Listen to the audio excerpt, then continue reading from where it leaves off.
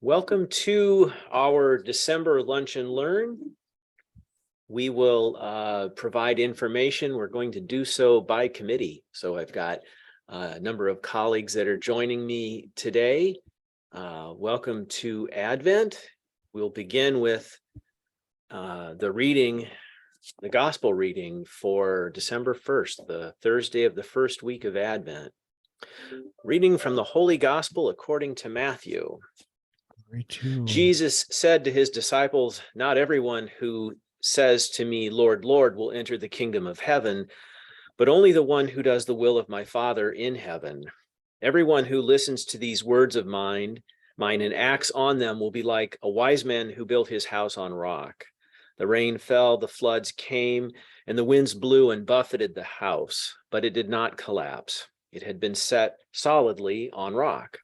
And everyone who listens to these words of mine but does not act on them will be like a fool who built his house on sand. The rain fell, the floods came, and the winds blew and buffeted the house, and it collapsed and was completely ruined. Glory to you, O Lord." Jesus, you are the cornerstone of all we are and all we do, the foundation upon which we want to build our todays, our tomorrows, and our eternity. You are our rock and refuge. Amen. In the name of the Father, Son, and the Holy Spirit. Amen. As we think a bit about foundations and our tomorrows, I'll share with you kind of the origin of this particular Lunch and Learn. Esmeralda Guerrero and I have worked together for over 13 years. And as our Chancery office is closed between Christmas and New Year's, every New Year, every calendar New Year, Esmeralda would come back and she would say to me, "Kent, what are we going to do about World Day of Peace?" Or, "Kent, what are we going to do in reference to Poverty Awareness Month?" Or, "Kent, what are we going to do about the 9 days of life?" And every year I've said to Esmeralda, "I don't know. I wish I would have thought about this well in advance of these days, weeks, and month." So as we begin to think about building on our todays and tomorrows, this might be a first ever, at least during the period of time I've worked in this office, where on December 1st, we're talking about the things that are going to come as of January 1st. As we go from one colleague to the next and share resources, what I will tell you is when you get a recording of this meeting, it will include the links to these particular events. And I hope as we go from one to the next, we will also share with you the ways that these resources might be available besides sharing, you having to carry the water, so to speak, and sharing it. There may be other ways of merely plugging into promotion of certain events. And I'm going to stop talking. I'm going to turn it over to my colleague Glenn Leach, who will provide us the first information about the first such day of note that you'll find in January of 2023. Glenn? Good morning. As Kent said, it's a good thing to set up your calendar and look ahead to the events that are coming. And of course, World Day of Peace on the first day of January. Also, the Solemnity of Mary, Mother of God, is the first event. And we now have a World Day of Peace. It's new in the sense that it was inaugurated or established by Pope Paul VI in 1967. Pope Paul had been a traveling priest and had traveling pope, if you will, also priest, and he had traveled extensively, and he had seen things that disturbed him about the world economy and so forth, which resulted in his writing of Populorum Progresso to address the development of the world as in the way that he thought was most appropriate to our Catholic Christian faith. Following that, and inspired by Pope Paul the 23rd, Pope John the 23rd's Pacem in Terris, he decided that the first day of January, the Solemnity of Mary, would become the World Day for Peace and of Peace. And within his many things for which he is known, Pope Paul wrote what became sort of the mantra for us who work in social justice, and that is, if you want peace, work for justice. And that's kind of been our guide, and that grew also out of his reflections contained in Popularum Progresso. But there's a couple of groups within the Catholic community that are focused on peace itself. Those of us sitting here are predominantly focused on, I'm guessing, justice. But there are two organizations within the church that, more than two, but two I'd like to feature, that are focused on peace. And by that, I mean peace as in opposition to war, peace as in the practice of nonviolence. And of course, the first of those, and represented today by Lee Mickey, is Pax Christi. Pax Christi is the Pax Christi USA, I should say, is the U.S. equivalent or affiliate of Pax Christi International. And they focus on the, they reject war, the preparation for war, and every form of, and I'm reading from their own website here, every form of violence, domination, and personal and systemic racism. And they teach nonviolence. They have many programs of nonviolence. I have included in the chat box links to all of the organization and things that I'm talking about today. So if you want to know more, copy the chat box and you'll have the links to the organizations. I don't, at any time, Lee, if you have anything to add about Pax Christi, that'd be great, because we want this to be a participative session. But Lee has been very active in Pax Christi in the past and knows more about it than I do by many miles or any other measure that you'd care to go with.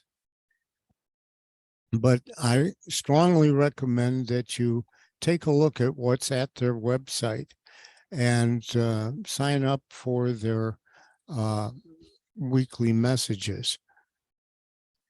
Right now they are featuring on their website, as many websites are doing, peaceful reflections for the season of Advent. Now, a lot closer to home, we have the Sisters of St. Francis of Clinton, Iowa, who operate the Franciscan Peace Center. It's interesting how the Clinton Franciscans began, because they actually began at a Trappist monastery, or just outside of the Trappist monastery, in Gethsemane, Kentucky.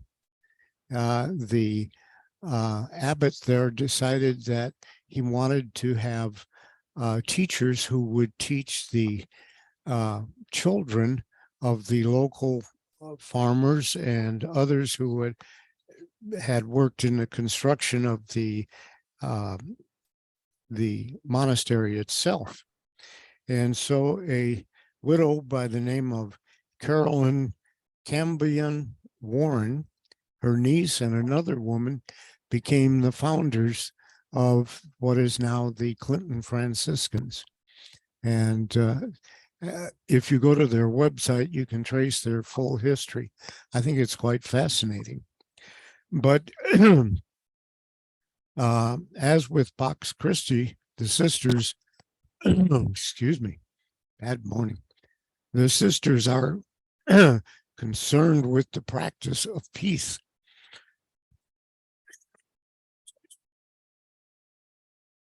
And actually, at the center and through online, I may have to sign off. I'm losing my voice. A drink of water. They actually have many programs that you can attend in person at the center and produce a weekly digest of action items that allow for either online or in-person participation.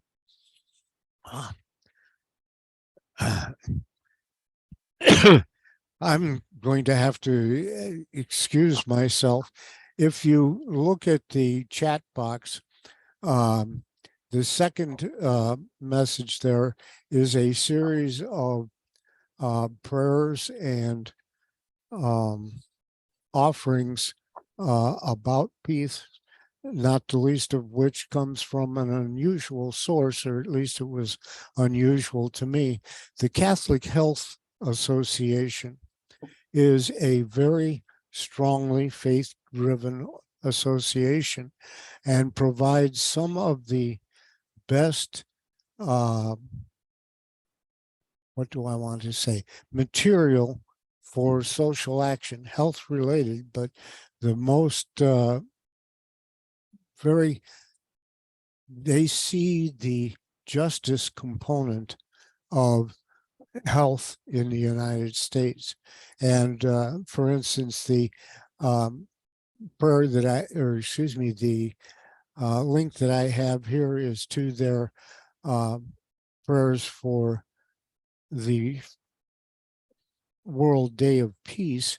But interestingly enough, at the bottom of that page is also a prayer for the beginning of a meeting, which many of us might have occasion to use. I'm going to have to pass it on to the next person, Kent. My Okay. throat is just quitting on me. Okay, thank you, Glenn.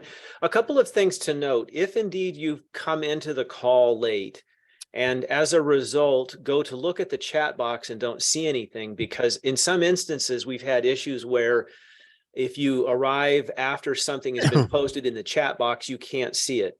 Just know that in addition to the Holy Father's 2023 World Day of Peace message, we will have all of those provided in the link to the recording in the future. So again, thanks, Glenn. We exhausted Glenn in his care of World Day of Peace. I would add one other thing as it relates to the Catholic Health Association. When you are providing medical care, including those by way of emergency rooms, and you see matters such as gun violence up close and personal and have to respond to it, that is often very informative for those that are providing medical care, and the need to respond to the epidemic of gun violence and the need for peace in our communities. I do not recall who is next. So with that, I'm going to go with, I see Loxie above and to my right. So I'm going to jump to Loxie Hopkins, a longtime member of our team. And Loxie will talk about another calendar item to be aware of in advance of January. Loxie? All right, the 33rd week of ordinary time, which this year was November 13th, is Poverty Awareness Day. And so I am going to try to show you where to get all the information you want on that. Let's see. And also there is a day, week, or month part of January that also references it too, right? Is it not poverty awareness in January? I just saw the November thing, could be. We're gonna have Esmeralda jump in with her audio for a moment. What was it that linked it to January? What was the attention drawn, Esmeralda? Sorry, I was dealing with the waiting room is the poverty awareness month, and it links it to the US video. Is Okay. that what? And But the question is, what was the connection to January? I don't recall exactly. Like, Okay. I gotta go look at my notes, but I'm waiting, like attending to the waiting room. Okay, so Loxy, I'm gonna have you Yes, share if you need assistance with the matter of sharing. is it showing now? No, it is not. I'll be Oh, right. it's showing on my screen. One second. Darn, darn, darn. Let me try again. Where did my thing even go down there? Let's see, get this off here again. If you click the share screen, then you've got to select the screen you want to share. All right, well, at this point, I've lost even my Zoom. No, I think you're still here. Okay, here, but where's the bottom?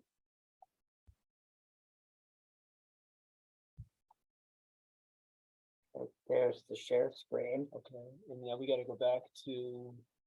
He had me put it over here. Oh, okay.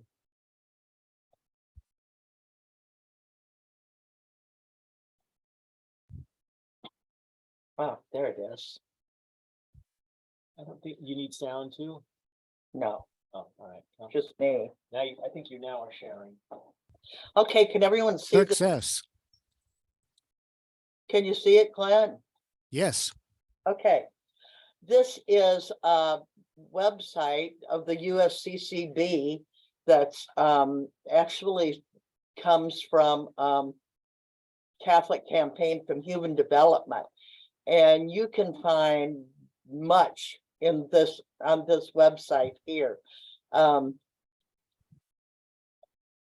going to just run down through here. I'm not going to read everything because I'm hoping that you will, after we're done, get on your computer and look at some of these things, because I found things that actually amazed me in the Learn and in the poverty facts, which shows people living in poverty. I mean, 9.7% of our seniors are living in poverty and 16.2% of children. That just blew my mind. Native Americans, 25.4%. That is really a sad statistic. But this is the kind of information that you can find. I mean, really detailed information. Prayers, scripture quotes that you can find, quotes from the bishops or popes.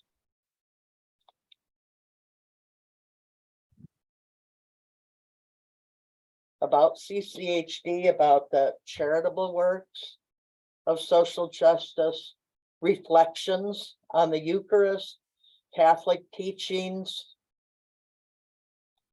And I love the stories of hope too. That what are the solutions to food insecurity? And more talks about the World Day of the Poor, economic justice, supports for immigrants, busing, segregation, education, and examples of different CCHD groups. Here in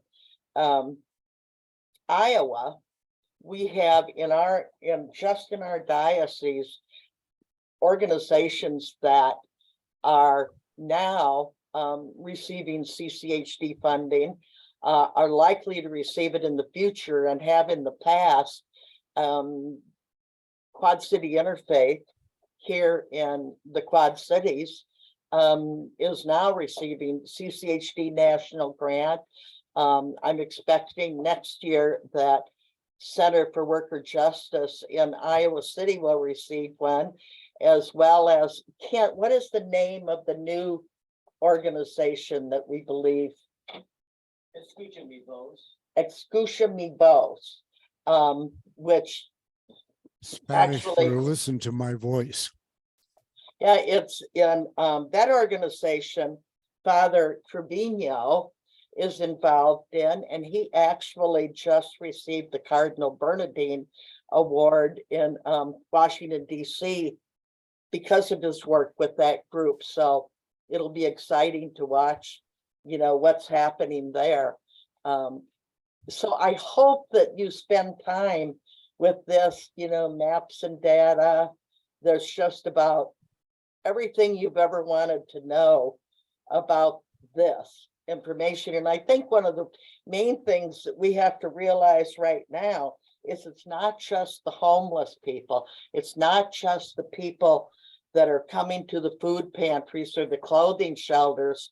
Right now with wages pretty stagnant, expenses are certainly up with everything. Housing is costing more, utilities is costing more, groceries are costing more. Your next door neighbor could well be living in poverty right now and not knowing where their next meal's coming from. So it's important, I think, as church, that we become aware. I think particularly in rural areas where people often, with everyone knowing each other, there's a pride factor that sets in where people don't necessarily want to show up at a food or clothing center in the community. We need to be aware of what we can do within our own parishes to make people feel comfortable coming for help with all of us. And then what can we do for justice to change these things? There's a whole list in here. Let me see where I saw it. I was looking at it earlier. Maybe it was in the Take Action, but there was a whole list of things to do, ways to act. Find a group in your area that's working on justice issues like the one that I just mentioned, and join them. You know, write letters to the editor or local government, write to your elected officials. There's a whole list of things that you can do, you know, and it might help to put some of these ideas in the church bulletin or make a list and hang it on your church bulletin board. We need to start thinking about what we can do as individuals to make these changes. Loxie, what is, I'm sorry I was late. What is this website? This is Poverty USA. It is a www.povertyusa.org.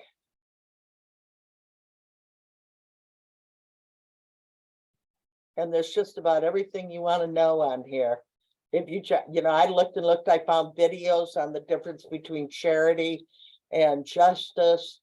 There's lots and lots to look at in here.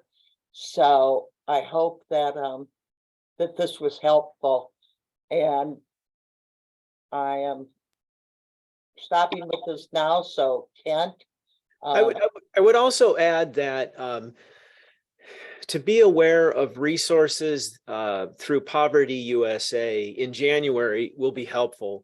We will have a new Congress, a new U.S. Congress that will be inaugurated, and also January will see the next State House legislative session, and there will no doubt be moments where concern for the common good, preferential option for the poor need to be taken into account. And having resources available may very well have been what prompted us to mention Poverty USA as a resource here in early December.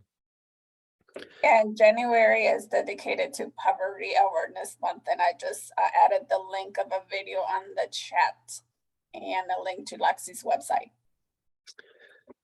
The Now, as I recall last year, the USCCB or whatever it's called, they had a whole calendar for Poverty Awareness Month on their website, where, you know, for something to do each day. Yeah, so it looks as though this might be Esmeralda having prompted or to bring it up. But yes, it's the packaging of resources is such that social media can very easily be leveraged. If you are in a religious order or in a parish community that already has a social media presence, the Bishops' Conference with Poverty Awareness Month makes it very easy to just plug in and share. And this is an example of something too to be aware of diocesan social media presence, whether by Facebook or Instagram. It's easy enough to merely share what we have posted. So today I just talked about poverty in the USA. You can go to Catholic Relief Service website, and there you'll see about poverty in the world and things that we can do to make changes there. very good. Thank you. Next up, I'm going to turn to our colleague Linda Molyneux, who will talk about anti-human trafficking awareness and the connection with January. Linda? Remembered to unmute myself, so that's good. I'm going to primarily be focusing on a local resource, attacking trafficking, but I also want to give you a little background of my exposure to this topic. I retired 4 years ago as a legal services attorney, and I was primarily representing survivors of domestic violence in family law civil cases.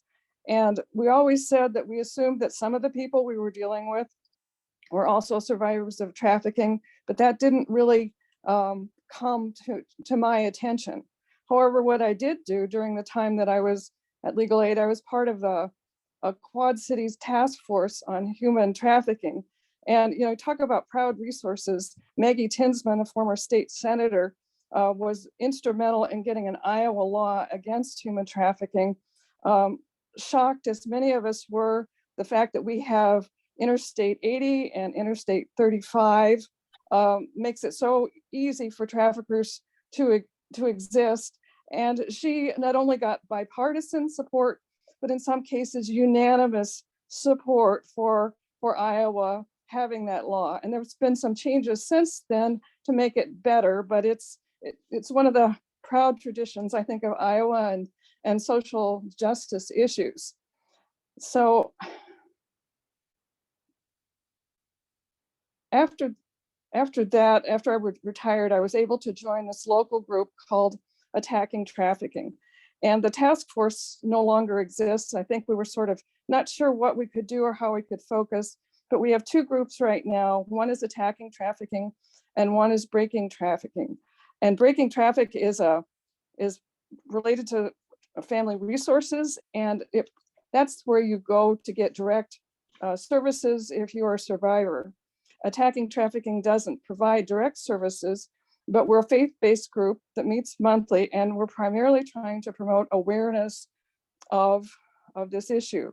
And not only is this something that was founded by one of our longtime fighters for social justice here, Nora Dvorak, but also Brian McVeigh of the Episcopal Church was very important in raising awareness, and those two churches are the primary ones now that are forming the group that's working on these issues. And one of the, I think, very courageous things that Brian McVeigh did is he would go sit out at the truck stop at Walcott and invite people to talk to him. So we don't do things quite like that right now, but we're still the basic core mission of trying to have awareness and do it from a faith-based perspective. We usually have had a prayer service. Earlier this year, we had one in January, because January is the month we're supposed to be especially aware of human trafficking. And many times we've had survivors speak, which is sometimes difficult for them. This last time we had a retired Davenport police officer, Hank Jacobson, who talked about basic awareness and how important it is for citizens to keep their eyes open, and also to be aware that the thing you do is you report this, you don't approach the people or try to rescue or any way, shape, or form. This year, instead of a prayer service, by which I mean 2023, what we're doing is we're involved in planning an event at St. Ambrose where it will be focused on college students. We think that that's a good group that needs some education and on not only about human trafficking, but also hopefully teaching them to be trainers on that issue. And we also want to open it to the community. My first week in retirement, I went to my first meeting with Attacking Trafficking, and the focus then was hotel motel issues. There was the second year that the Iowa legislature was considering that, and the idea was to use the power of the purse to say that, well, Iowa can't pay for any institution in the state to go to a hotel motel unless they've had this training.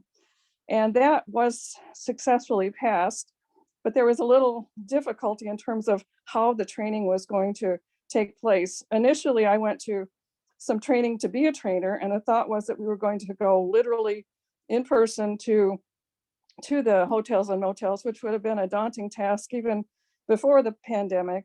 And what happened at the end of last year is the Department of Public Safety came up with online training and online resources. And the other huge resource we have in Iowa is the Iowa Network Against Human Trafficking. And one of the many things that they've done is that they at that time provided online resources that have been certified as being acceptable. So now you have a new hire, and that new hire can go to the website and get trained. And now what they're trying to do is educate us so that we, if we're going to say, I want to stay at such and such a place, we ask, well, are you certified? Do you have this training, so that we're making that something that people are aware of. And other things we've done as far as awareness issues, we have had a bus wrap, and the whole idea is to focus on people are not for sale, and focus more on the issues of stopping the demand. There have been billboards, and one of the things we're thinking about trying to go into, and I'm sure we'll need to collaborate in doing this, is some more education and awareness on pornography, because that clearly is one influence that causes people to look at other people as objects, not human beings. And that has been given as an explanation for people thinking it's a victimless crime. And so therefore it's not something that they need to feel too badly about doing. So that's sort of an outline of the kind of things we're doing. We're sort of a small but determined group. We're not trying to replace the work of the statewide organization, which is excellent. And I advise people to sign up for the newsletter and all the alerts. And it's exciting to hear what's being done in other parts of the state. Again, often pioneered by Catholic religious or women organizations. So again, I think we have a lot to build on, but also a lot to do. Thanks. Thanks, Linda. I want to mention a couple of items that Linda spoke of. And one deals with pornography and the mischaracterization of pornography as a victimless crime that also has connections with trafficking. If a group wants to know more about anti-pornography educational efforts in the diocese, Deacon Chris Cabot out of St. Wenceslas in Iowa City has really undertaken that as his diocesan assignment upon ordination. Deacon Chris is very well versed in it, and it's one of those moments where the ministry to family and social action sit at the same table in support of anti-pornography efforts as a result of the connection with trafficking. Another thing I would add about trafficking, and this came by way of awareness for Loxie. A couple of months ago, several months ago, she became aware of domestic violence services that were being provided by Family Resources, and survivor benefits, survivor services were being cut. There was federal funding by way of the Victim of Crime Act. And so it speaks to the responsibility to keep our eyes and ears open, and where we see people that are being victimized, and seeing connections in ways to make sure that the response to those that have been victimized are accounted for, that we remember them. For me, I think I've got the last of the bits that we wanted to talk about in relation to the month of January. Here in a second, I'm going to do a share screen, and it's 9 Days for Life. It is actually an offering. It's predominantly, or it begins in prayer, and then affords people the opportunity to learn and act. The U.S. Conference of Catholic Bishops has a pro-life secretariat. They have a campaign referencing Respect Life. There is concern for unborn human life, and so a lot of what they're doing in the history of this novena, this 9 days of prayer, would have coincided with the Roe versus Wade Supreme Court decision. When I first began as director of social action, I wanted to make sure that pro-life and Respect Life efforts stayed in this office and were not separate from, in addition to social, economic, environmental justice, in order that we could fully appreciate our responsibility as Catholics to be and people. We are indeed concerned about unborn human life.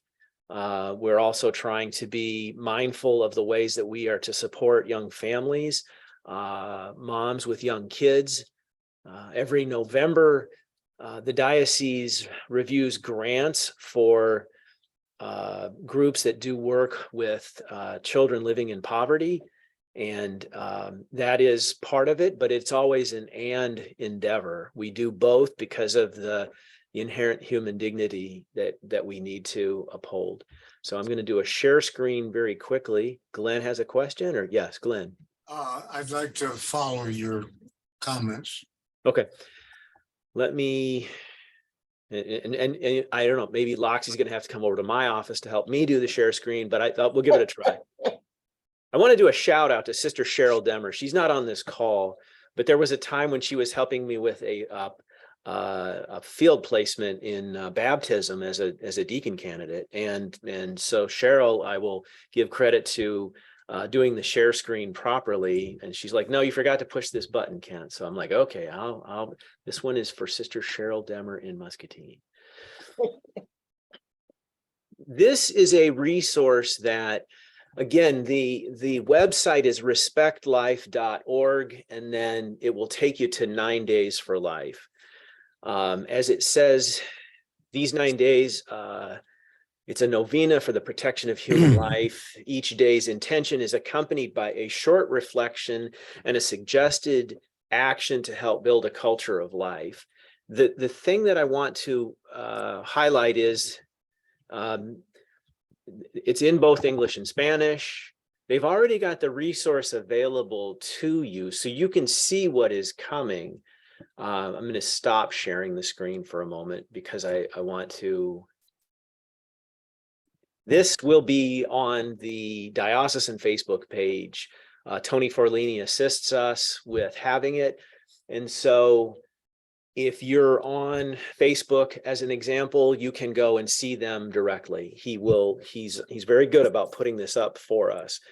Likewise, if you have a parish that has a bulletin space or a Facebook page of its own, whoever is managing that Facebook for the parish, all they have to do is like the diocesan Facebook page and in turn share what we will post. So we're taking it 2 steps to make it just that much easier for people to be able to share. Glenn, you had an additional comment. Yes, I wanted to point out that I have, first of all, bathed my throat in coffee and seem to have restored my voice somewhat. But I've posted 2 resources on the chat box on Homeland Security's webpage on human trafficking and the Iowa Office to Combat Human Trafficking. So if you want more information, both of those resources are very rich with information about human trafficking. But then I'd like to add a plea that we contact our senators to pass the, what is, let's see if I can find it. It does not have a Senate bill number yet, but it's HR 6552, Frederick Douglass Trafficking Victims Prevention and Protection Reauthorization Act of 2022.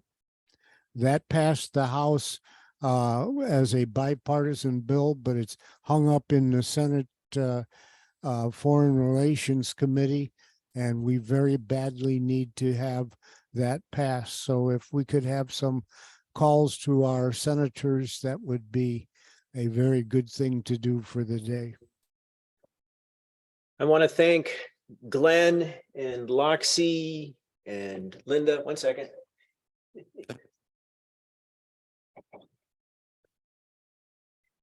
I try to reduce the echo chamber for a moment as Loxie and I are working next door to each other. I want to thank everybody for helping us with topics that may be relevant in January. Glenn took off with this week's Catholic Messenger, and if you haven't been to the mailbox yet, I'd ask Glenn to hold up the front page of the Messenger for a moment. The top story reads, Bishop listens to farmers' concerns about CO2 pipeline. This was a matter that came to our attention.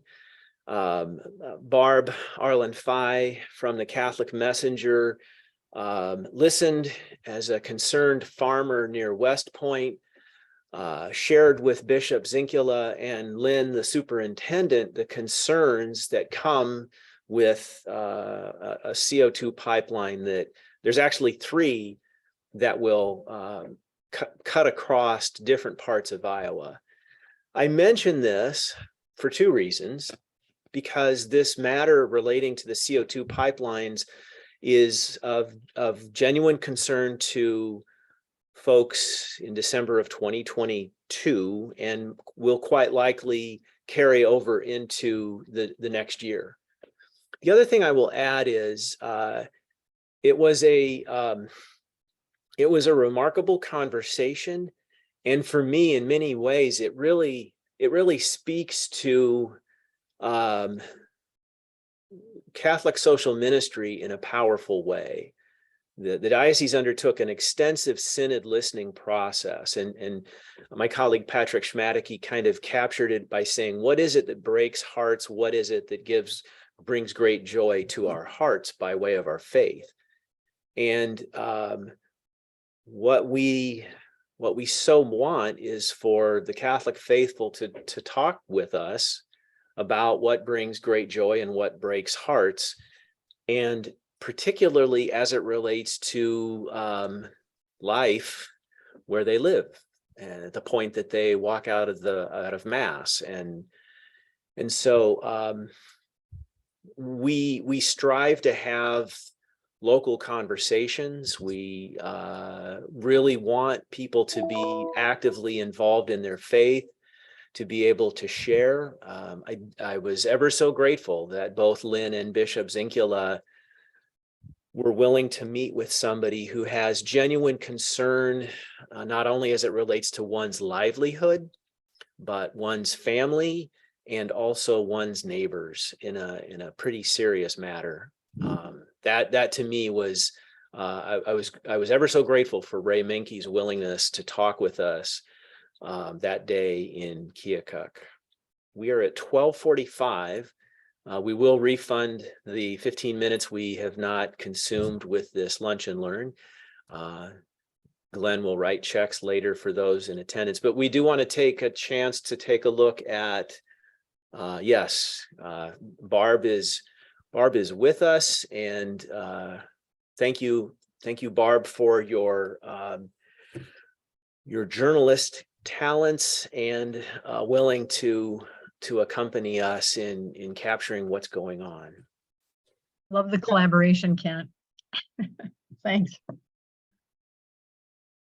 You know, one thing I would like to ask of everyone on here, are there particular topics that would be of interest that we could do for the lunch and learns? And as you think about it, you know, email us or whatever, and let us know what would be helpful for you in your parishes or in your faith journey.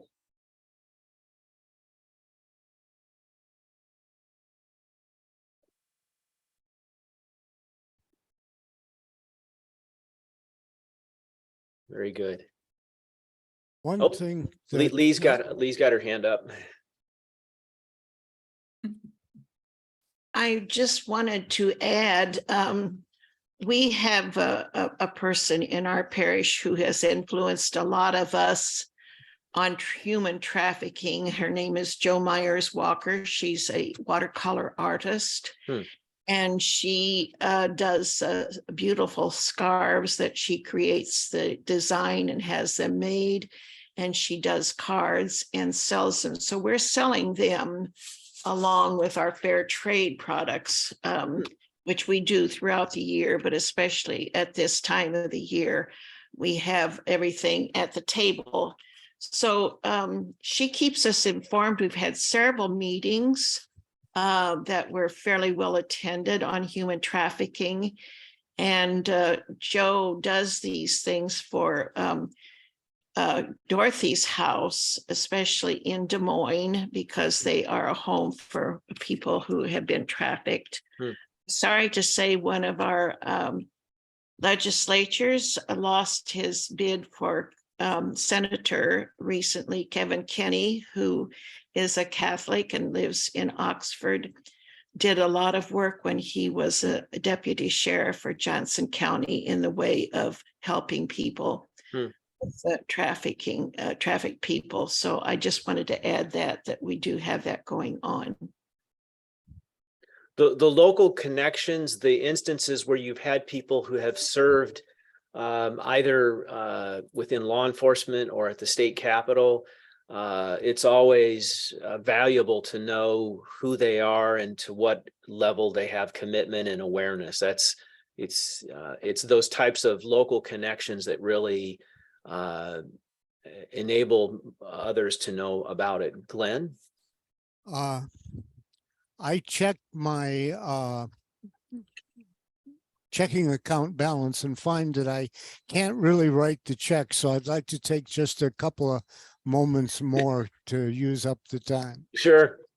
First of all, the theme for this session was planning for the future, starting with the 1st of January. I'd like to remind everyone that Esmeralda does a fantastic job on our diocesan webpage. If you'll go to social action, coming events, Esmeralda does a magnificent job of keeping us up to date. And if I would also add, as Loxie did, if you have events that would be open to the public that you would want others to be about, please let Esmeralda know so that we can share them appropriately. There's our webpage there. The other thing I wanted to just say, since Barb is on the line, is that by all means promote the Catholic Messenger amongst your friends. It is a newspaper that has actually an international audience in that we have readers from all over the world, and has been recognized with many different awards for the excellence of its journalism. The article that Kent pointed out is just one of those. Thanks, Glenn. You're such a great help, a resource. I mean, Social Action Department at the Diocese of Davenport rocks. I couldn't do anything without them.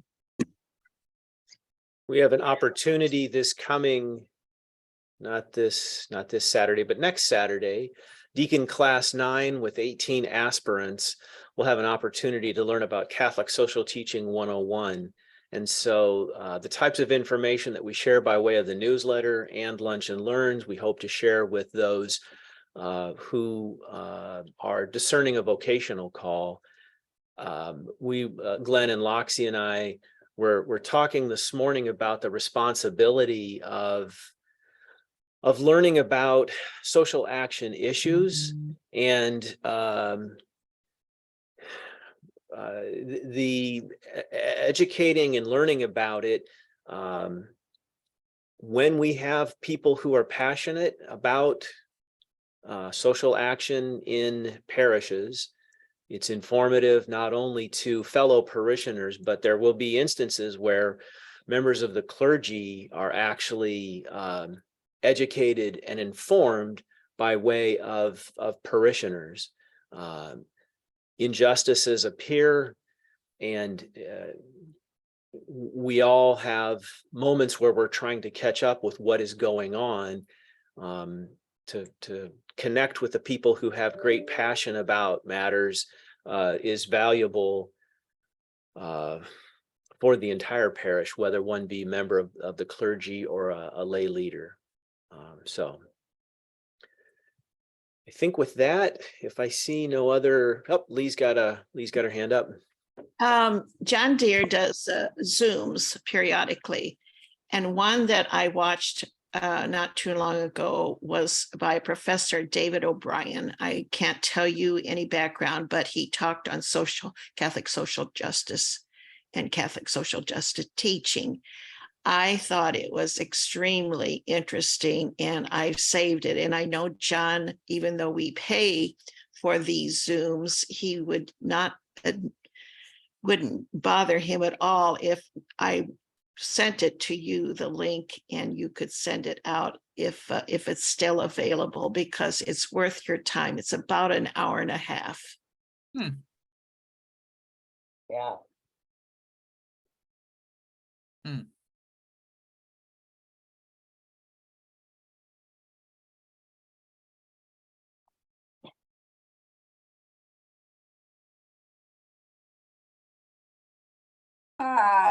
We can't hear And you. here you can.